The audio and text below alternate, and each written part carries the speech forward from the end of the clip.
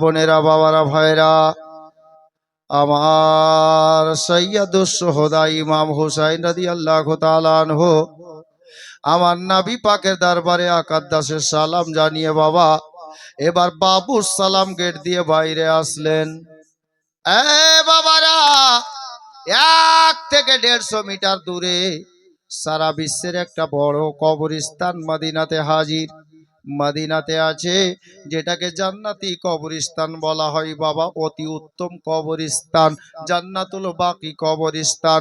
বাবারা ভাইরা মা বোনেরা গো, আমার হুসাইন ইবনে আলী রওজায়ে রাসূল থেকে সালাম পড়ে নিয়ে সালাম জানিয়ে দিয়ে এসে ওই সামনে বাবা গেটের সামনে যেমন দাঁড়িয়েছেন আর ওই বিশাল বড় কবরস্থানটা নজরে পড়ে গেল। বাবারা ভাইয়েরা মা বোনেরা গো, আমার হুসাইন পাক দাঁড়িয়ে গেলেন। কেন দাঁড়ালেন জানেন? আল্লাহ আল্লাহ, ওই কবরস্থানে আমার নবীর সাহাবীদের কবর আছে, ওই কবরস্থানে ছোট ভাইয়ের কবর আছে, ওই কবরস্থানে আল্লাহু আকবার কবীরা আমার নবী পাকের কয়েকজন বিবির কবর আছে। আমার নবী পাকের দাইমা হালিমা সাদিয়া রাদিয়াল্লাহু তাআলা আনহা উনারও কবর শরীফ খানা জান্নাতুল বাকি কবরস্থানে আছে। এ বাবারা, আর সব থেকে বড় কথা হলো ওই কবরস্থানে আমার নবী পাকের নবী নন্দিনী জান্নাত রানী হাসান হুসাইনের জননী মাওলা আলীর ওয়ার্ধাঙ্গিনী আমার মা ফাতেমার কবর শরীফ খানা আছে। বাবারা, আমার হুসাইন পাকের নজরে মায়ের কবরটা এলো গো। হযরতে হুসাইন ইবনে আলী আর নিজেকে থামতে পারলেন না রে বাবা। 1 পা 2 পা করতে করতে ওই গভীর রাত্রিতে জান্নাতুল বাকি কবরস্থানে প্রবেশ করলেন। এ জওয়ান ভাইয়েরা, ওই কবরস্থানে প্রবেশ করার পরে আবার হুসাইন ছোট ভাইয়ের কবর জিয়ারত করলেন, বড় দাদার কবর জিয়ারত করলেন, ছোট বোনের কবর জিয়ারত করলেন, নানীদের কবর জিয়ারত করলেন এবং আল্লাহু আকবার নিজের মামার কবর জিয়ারত করলেন। আর নবী পাকের সাহাবীদের কবর জিয়ারত করে 1 পা 2 পা করতে করতে জান্নাত রানী গর্ভধারিণী মা হযরতে মা ফাতেমার কবর শরীফের পায়ের কাছে গিয়ে দাঁড়িয়ে গেলেন। মায়ের কবরের পায়ের কাছে দাঁড়িয়েছেন আমার হুসাইন ইবনে আলী। আর হুসাইন মায়ের কবরের পায়ের কাছে দাঁড়িয়ে ওই রাতের বেলাতে মা মা বলে কাঁদতে আরম্ভ করেছে। মা গো, আপনার বেটা হুসাইনের শেষ সালামটা নাও গো মা। আজকে আপনার বেটা এই সোনার মদিনা ছেড়ে মক্কায় চলে যাবে। ও গো জননী, আমি কোনো কথাই ভুলিনি গো মা। আমাদের 2 ভাইকে কোলে করে আপনি গোসল করিয়ে দিতেন, কোলে করে বসিয়ে মুখে করে খাবার খাইয়ে দিতেন, বিছানাতে যতক্ষণ ঘুম আসতো না মাথার কাছে বসে মাথায় হাত বুলিয়ে দিতেন, আমাদের 2 ভাইকে ঘুম পাড়িয়ে দিতেন। আম্মা গো, আমার পিতা শেরে খোদা গরিব মানুষ বলে রাতের বেলাতে সকালে হবে সন্ধ্যা বেলায় আপনার কাছে 2 ভাই নতুন জামা চেয়েছিলাম, আপনি বাবাকে বলেন নাই আর কারো কাছে হাত পাতেন নাই। আমাদের 2 ভাইকে রাতের বেলায় বাড়িতে যা খাবার ছিল খাইয়ে দিয়ে বিছানায় ঘুম পাড়িয়ে দিয়ে মদিনার সমস্ত মেয়েরা বিছানায় ঘুমিয়েছিল, কিন্তু আপনি আমাদের 2 ভাইয়ের জন্য উজু করে নিয়ে মুসাল্লায় দাঁড়িয়ে আল্লাহর কাছে ইবাদত করে কেঁদে কেঁদে দোয়া করে আল্লাহকে রাজি করিয়ে নিয়ে আমাদের 2 ভাইয়ের জন্য আল্লাহর জান্নাত থেকে জামা মাঙিয়েছিলেন। ওগো আম্মা, আপনি দুনিয়া থেকে চলে গেছেন, আমরা বচপনায় ছিলাম, ছোট্ট ছিলাম আম্মা। তবে আম্মা গো, আমি সকাল সন্ধ্যা আপনার কবরের কাছে আসতাম, আপনাকে সালাম জানাতে আসতাম। আজকে সোনার মদিনা ছেড়ে আপনার বেটা চলে যাবে আম্মা, আপনার বেটা হুসাইনকে বিদায় করেন। রে জওয়ান ভাইয়েরা, আমার হুসাইন মায়ের কবরের পাশে দাঁড়িয়ে কান্না করছেন আর বলছেন আল্লাহু আকবার কবিরা। আবার হোসাইনের কান্না দেখে আল্লাহর ফারিস্তারা কাঁদে, আর হোসাইনের কান্না দেখে বাবা আল্লাহর হুকুম হলো আমার জান্নাত রানী ফাতেমার কবর শরীফ থেকে গাইবি আওয়াজ ভাসতে আরম্ভ হলো, রে হুসাইন কাঁদিস না বেটা, কাঁদিস না রে, আমি তোর মা কবরে স্থির থাকতে পারি না। এ বাবারা, বুঝতে পারা গেল মায়ের কবরের কাছে বেটা যদি কাঁদে, মা কবরেও বাবা থাকতে পারেন না গো। আমার হোসেন যেমনই বাড়ি দরজায় পা রেখেছেন, ওই 11 বৎসরের ফুলের মতো বেটি সুগরা খাতুন জ্বরের অবস্থায় বিছানায় আছেন। আব্বাকে নজরে পড়াতে হাজরাতে সুগরা ডাক দিলেন, আব্বা যান। আব্বা গো। আমার ইমাম হুসাইন বললেন, আম্মা বলো কি খবর রে বেটি? বলে, আব্বা একটু কাছে আসেন। মা বোনেরা ধ্যান দিয়ে শুনেন, আমি আর টাকা পয়সা চাইবো না, বাস দু দু 5টা মিনিট আর শুনে নেন। আমার হুসাইন বেটির পাশে গিয়ে বসলেন। কি হলো রে মা? বলে, আব্বা গো, আপনারা কোথাও যাবেন নাকি গো আব্বা? বলে, কেন রে বেটি? বলে, সন্ধ্যা রাত থেকে দেখছি আমার মা, আমার চাচি আম্মা, ফুফু আম্মা, নিজের ভাই চাস্তো ভাই, নিজের দাদা চাস্তো দাদা, সবাই বাড়ির পরিবার বর্গের সবাই তৈরি হচ্ছেন, জামা কাপড় গুছিয়ে নিচ্ছে। আপনারা কোথাও যাবেন নাকি আব্বা? বলে, হ্যাঁ বেটি যাব। তবে আব্বা গো, আমাকে কি নিয়ে যাবেন না আব্বা? আমাকে কেন কেউ তৈরি করে না? আমার জামা কাপড় কেন কেউ গুছিয়ে নেয় না? আমার হুসাইন বলছেন, বেটি সুগরা, তোমাকে নিয়ে যাওয়া যাবে না মা, তোমার শরীরে অনেক জ্বর লেগে আছে। আবার হুসাইনকে 11 বৎসরের বেটি সুগরা বলছেন, আব্বা আপনি আমাকে নিয়ে যাবেন না আব্বা? বলে, না রে বেটি না, তোমাকে নিয়ে যাওয়া হবে না, কারণ তোমার শরীরে অনেক জ্বর লেগে আছে। আর এই সফরটা 4 থেকে 450 কিলোমিটার, পায়ে হেঁটে উঠে চেপে ঘোড়ায় চেপে যেতে হবে। বেটি সুগরা রে, পাথরের রাস্তা, জঙ্গলের রাস্তা, পাহাড়ের মধ্যে মধ্যে যাব। রাস্তায় যদি কোথাও তোমার জ্বর জ্বালা বেড়ে যায়, অসুখটা বেড়ে যায়, আমি কোথায় নিয়ে যাব রে মা? ওরে বেটি সুগরা, তুমি মদিনাতে থাকো, আমি হোসেন চলে যাই। আমার সুগরা বললেন, আব্বা একটা কাজ করলে কেমন হয় গো আব্বা? বলে, কি রে বেটি? বলে, বাড়ির মা বোন দাদা ভাই সবাই চলে যাচ্ছে, চাচি আম্মা চাচা সবাই চলে যাচ্ছে, সবাইকে যেতে দেন, আপনি আমার কাছে থেকে যান। আমার হোসেন বললেন, বেটি কেন রে? বলে, এই জন্য গো আব্বা, আপনি মদিনা থেকে চলে যাওয়ার পরে আমি সুগরা, আমি কারে আব্বা বলে ডাক দেব? আমি আব্বা বলে কাকে ডাকবো আব্বা গো? আমাকে বেটি বলে কে ডাক দিবে? মা বলে কে ডাকবে? আমাকে আদর করে সিনায় জড়িয়ে কে ধরবে? আব্বা গো, আমার কপালে মা বলে চুমা কে দেবে? আমার জ্বরটা যদি বেড়ে যায়, আমাকে ডক্টরের কাছে কে নিয়ে যাবে? ও গো আব্বা যান, আপনি দয়া করে আমার কাছে থেকে যান। আবার হোসেন চোখের পানি ছেড়ে বললেন, বেটি রে, ড্রাইভার ছাড়া গাড়ি চলে না, সর্দার ছাড়া সমাজ চলে না।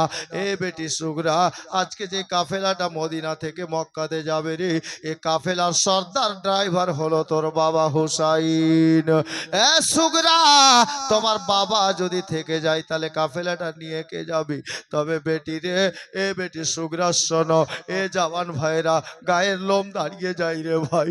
এ ঘটনা বলছি মদিনাতে ঘটেছে, আর আমি গুনাহগার মদিনার ওই জায়গাগুলো নিজের 2 চোখে জিয়ারত করলাম রে বাবা। অন্তরটা সেখানে দাঁড়িয়ে আরো ফেটে যাচ্ছিল রে বাবা। 11 বৎসরের সুগরা বলছেন, আব্বা আপনি চলে যাবেন, আমি কারে আব্বা বলে ডাকবো? আমাকে মা বলে কে ডাকবে? আবার হুসাইন তখন বলেছিলেন, বেটি রে, এ বেটি সুগরা, আমি হুসাইন তোর বাবা চলে যাচ্ছি রে বেটি, তবে আমি চলে গেলাম, এ মদিনাতে তোমার কাছে আমি গুম্বাদে খাজরার নিচে আমার দয়ার নবী আকাকে রেখে যাচ্ছি, আমার নানা জানকে রেখে যাচ্ছি রে, কাবার ও কাবাকে রেখে গেলাম। এ বেটি সুগরা, আমি তোর বাবা চলে যাওয়ার পরে যখন আব্বা বলে মনে পড়ে যাবে, আব্বার কথা মনে পড়বে, তুমি কোথাও যেও না রে বেটি, আমার দয়ার নানা জানের রওজাতে যাবে, আমার নবীকে সালাম জানাবে, আল্লাহ পাক নবীর ওসিলাতে তোমার মন খানাকে শান্তি দান করে দেবে।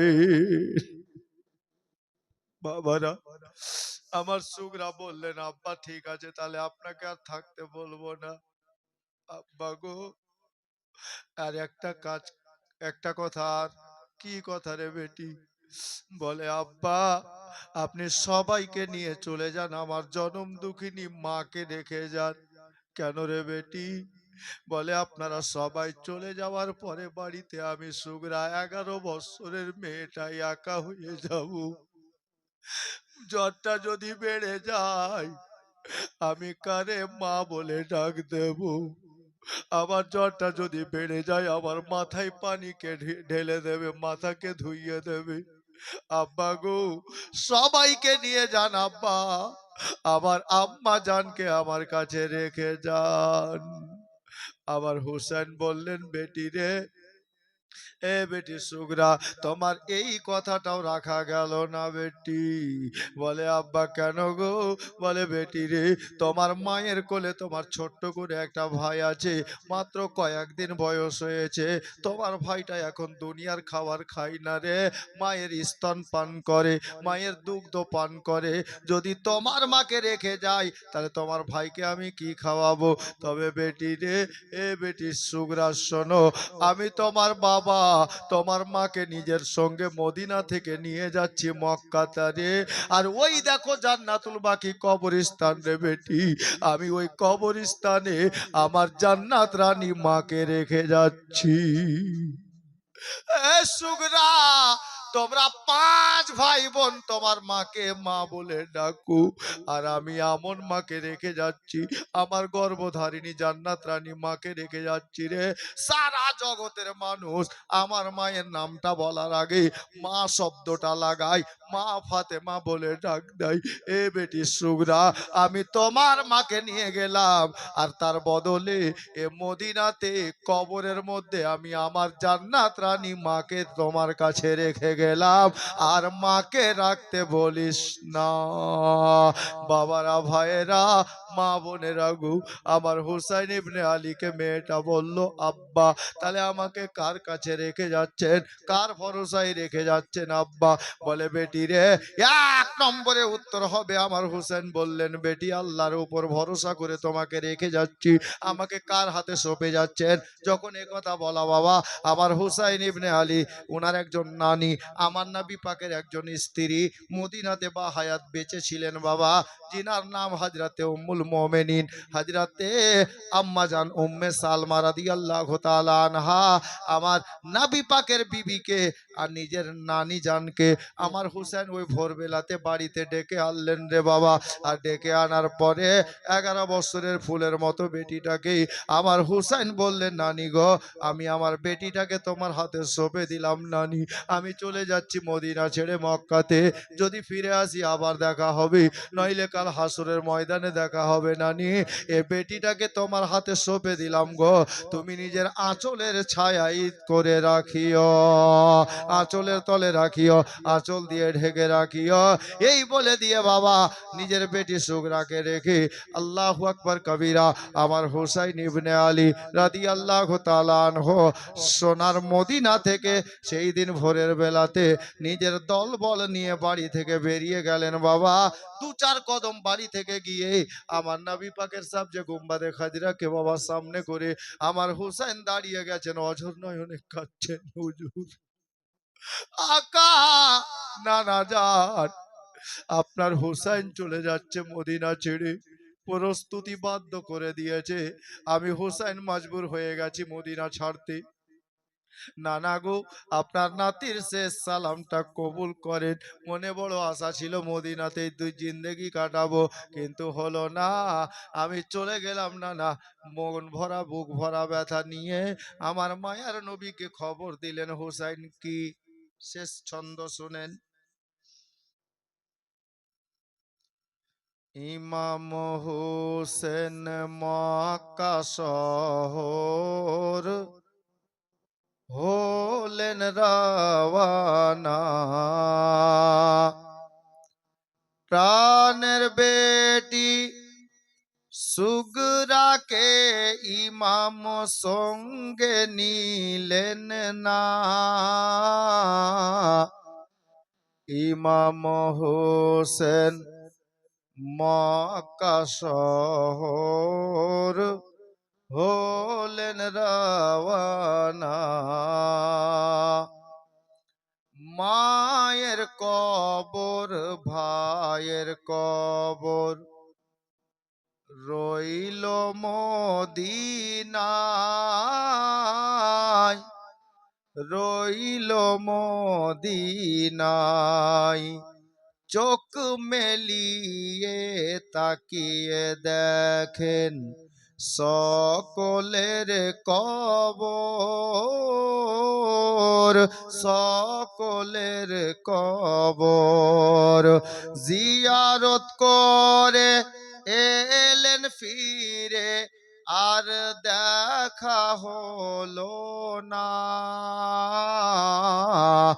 ইমাম হোসেন মক্কা শহর হলেন রওয়ানা।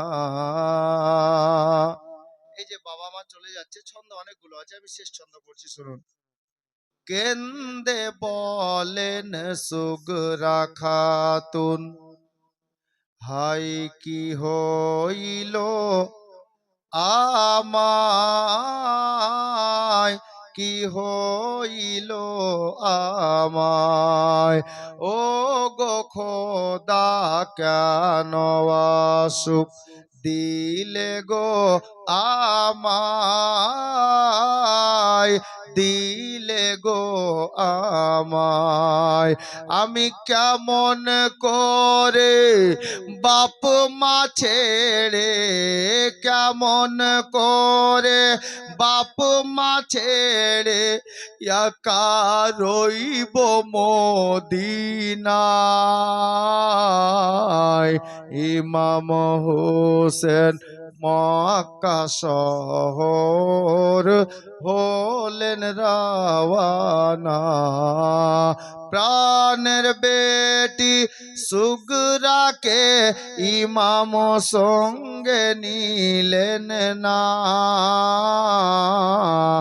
ইমাম হোসেন মক্কা শহর হলেন রওয়ানা। বেরাদার, যাই হোক রাত অনেক হয়ে গেছে। আমার হোসাইন শাবান মাসের 4 তারিখে 60 হিজরিতে সোনার মদিনা থেকে নবী পাকের দরবারে সালাম জানিয়ে দলবল নিয়ে উনি চলে গেলেন সুদূর মক্কা শহরে, বেটিকে একা রেখে দিয়ে। অনেকটা কথা আমি ছেড়েছি, যেটুকু বললাম এর মধ্যে অনেক কথা ছেড়েছি।